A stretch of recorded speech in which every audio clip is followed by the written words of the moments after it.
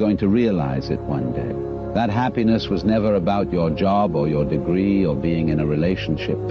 Happiness was never about following in the footsteps of all of those who came before you. It was never about being like the others.